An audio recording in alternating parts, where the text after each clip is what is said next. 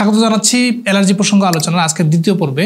তো প্রথম পর্ব থেকে অলরেডি আমরা জানি যে অ্যালার্জি আমাদের শরীরে কেন হয়, কিভাবে অ্যালার্জেনগুলো আমাদের শরীরে প্রবেশ করে এবং এর ফলে যে রোগগুলো সৃষ্টি হয় সেগুলো আমাদেরকে কিভাবে ভোগায়। তো আজকে আমরা আলোচনা করব যে কোন কোন টেস্ট করার মাধ্যমে ঠিক স্পেসিফিকলি কোনটাতে আমার অ্যালার্জি হচ্ছে সেই জিনিসটা আমরা নির্ণয় করতে পারি। প্রথমত হচ্ছে সিভিসি থেকে শুরু করে অনেকগুলো ডায়াগনস্টিক টুলস আছে যার মাধ্যমে আমরা অ্যালার্জিটাকে নির্ণয় করতে পারি। তবে সবগুলো এই লম্বা লিস্টগুলো করাটা আমাদের জন্য অর্থের অপচয় এবং সময়ের অপচয়। তো আমরা এখানে 4 থেকে 5টা টেস্টের কথা বলবো যেটা আমাদের জন্য ইফেক্টিভ হবে এবং সময় এবং অর্থ বাঁচাবে। প্রথমত যেটা বলবো সেটা হচ্ছে গিয়ে আমাদের পার্সোনাল অবজারভেশন বা এক্সপিরিয়েন্স। দেখবেন যে রোগীরা আসলে তারা নিজে থেকেই বলতে শুরু করে যে আমার গরুর মাংসে অ্যালার্জি আছে, আমার ইলিশ মাছে অ্যালার্জি আছে, চিংড়ি মাছে অ্যালার্জি আছে, পুঁই শাকে অ্যালার্জি আছে। অর্থাৎ তার যে পার্সোনাল অবজারভেশন এইটার কিন্তু একটা লিস্ট আছে। তো এই লিস্টগুলোই কিন্তু একটা ডায়াগনস্টিক টুলস হিসেবে কাজ করতেছে তার পার্সোনাল অবজারভেশনটা।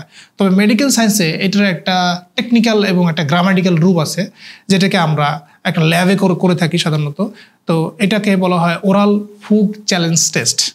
এটার মাধ্যমে রোগীকে একটা নির্দিষ্ট পরিমাণের খাবার দেওয়া হয়। প্রথমে অল্প পরিসরে দেওয়া হয়, তারপরে 15 থেকে 20 মিনিট পরে তাকে অবজারভেশন করা হয় কোনো প্রকার অ্যালার্জি সৃষ্টি হলো কিনা, না হলে আরেকটু বাড়িয়ে দেওয়া হয়। এরকমভাবে প্রত্যেকটা স্টেপে আস্তে আস্তে খাবারের পরিমাণ বাড়ানো হয় এবং পরিশেষে অ্যালার্জি আছে কিনা নাই এই জিনিসটাকে নির্ণয় করা হয়।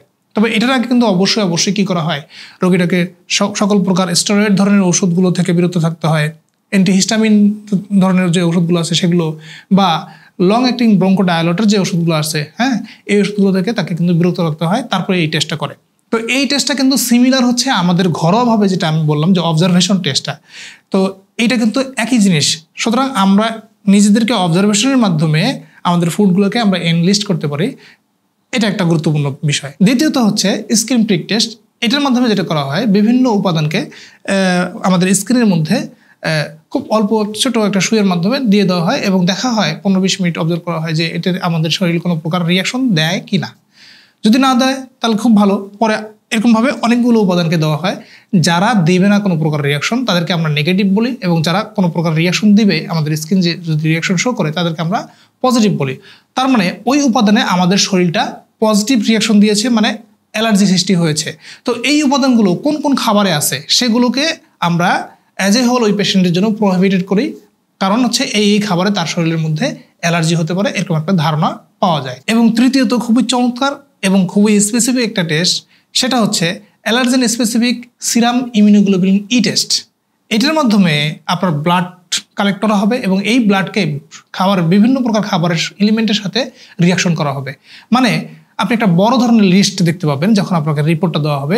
সেখানে দেখবেন যে রিয়াকশনের মাত্রা দেওয়া থাকবে অথবা কোনো কোনো ক্ষেত্রে গ্রাফট দেওয়া থাকতে পারে, যেটা দেখে আপনি বুঝতে পারবেন যে কোন ধরনের খাবারে আপনার কী ধরনের রিয়াকশন বা অ্যালার্জিক সিমটম আছে। এবং তখন কিন্তু আপনি বুঝতে পারবেন যে আপনার ডিমের সাদা অংশে অ্যালার্জি বেশি আছে নাকি কুসুমের মধ্যে অ্যালার্জি বেশি আছে। তার মানে আপনি বুঝতে পারবেন যে আমাকে ডিমের সাদা অংশ খেতে হবে, কুসুম ফেলে দিতে হবে, অথবা কুসুম খেতে হবে, ডিমেরটা সাদা অংশ ফেলে দিতে হবে। এতটা সুন্দর একটা স্পেসিফিক একটা ডিটেলস আপনি পাবেন। এবং সাথে সাথে এনভায়রনমেন্টাল যে উপাদানগুলো আছে, লাইক এটা ধুলাবালি হতে পারে, ফুলের রেণু হতে পারে, কিংবা পশম হতে পারে, কাপড় হতে পারে, বা অন্য কোনো ম্যাটেরিয়াল হতে পারে যেটাতে আপনার অ্যালার্জি হতে পারে। এমনকি যে ফর্মিক অ্যাসিড যেটা পিঁপড়ার ইয়েতে থাকে, এই ধরনের ইনসেক্ট বিভিন্ন প্রকার কীট পতঙ্গের যে উপাদানগুলো আছে, মৌমাছি থেকে শুরু করে অন্যদের, এই প্রত্যেকটাতে আপনার কী ধরনের রিয়াকশন হতে পারে এই অ্যালার্জেন গ্রাফটা কিন্তু ওখানে দেয়া থাকে। তো এটার মাধ্যমে আপনি বুঝতে পারবেন যে ঠিক কোন কোন খাবারগুলো বা কোন কোন উপাদানগুলোকে আমাকে এড়িয়ে চলতে হবে। তো এটা একটা বড় ধরনের ডায়াগনস্টিক টুলস বলে আমি মনে করি। আর এটা হচ্ছে যেটা হচ্ছে ইনফ্লামেশনের কারণে যে অ্যালার্জিক সিমটমগুলো হয় সেক্ষেত্রে আমরা ব্যবহার করে থাকি যে অ্যানা টেস্ট, অ্যান্টিনিউক্লিয়ার অ্যান্টিবডি। এই টেস্টের মাধ্যমে আমরা বুঝতে পারি যে আপনার শরীরের ভেতর কি পরিমাণ ইনফ্লামেশন তৈরি হয়েছে সেই মাত্রাটা কিন্তু আমরা বুঝতে পারি। তো এই কয়েকটা টেস্টের মাধ্যমে, এবং এই আপনাদের মনে আছে হয়তোবা যে আমরা এই অ্যানা টেস্টটা করেছিলাম হচ্ছে শোগ্রিন সিনড্রোমের ইনফ্লামেশন রেটটাকে দেখার জন্য, তাই না? তো এই অ্যানা টেস্টটাও কিন্তু আমরা মাঝে মাঝে করতে পারি আমাদের অ্যালার্জিক ডায়াগনোসিস করার জন্য। তবে এক্ষেত্রে ডক্টর ডিসিশন নেবে যে অ্যালার্জিক সিমটমগুলো প্রকাশ পাচ্ছে সেটা কি ইনফ্লামেটরি প্রসিডিওরের কারণে হচ্ছে কিনা বা অটোইমিউন ডিজিজের কারণে হচ্ছে কিনা, সেটা কিন্তু ডক্টরকে ডিসিশন নিতে হবে। তো অ্যালার্জির তো বহুমুখী রূপ আছে এবং টেস্টগুলো ওই অনুযায়ী ভিন্ন ভিন্ন হতে পারে। তো আমরা তৃতীয় পর্বে মেইনলি আলোচনা করব যে অ্যালার্জিকে দমন করার জন্য বা আমাদের শরীরে অ্যালার্জিটাকে কন্ট্রোল করার জন্য আমরা হয়তো বিভিন্ন প্রকার ঔষধ গ্রহণ করি, বিভিন্ন প্রকার পদক্ষেপ গ্রহণ করি। কোন ধরনের ওষুধগুলো ব্যবহার করা আসলে ঠিক হচ্ছে না এবং কোন ধরনের ওষুধগুলো ব্যবহার করা উচিত, সেই বিষয়গুলো নিয়ে আমাদের তৃতীয় পর্ব, সেই পর্বটি দেখার আমন্ত্রণ জানিয়ে আজকে এখানে শেষ করছি। আল্লাহ হাফেজ।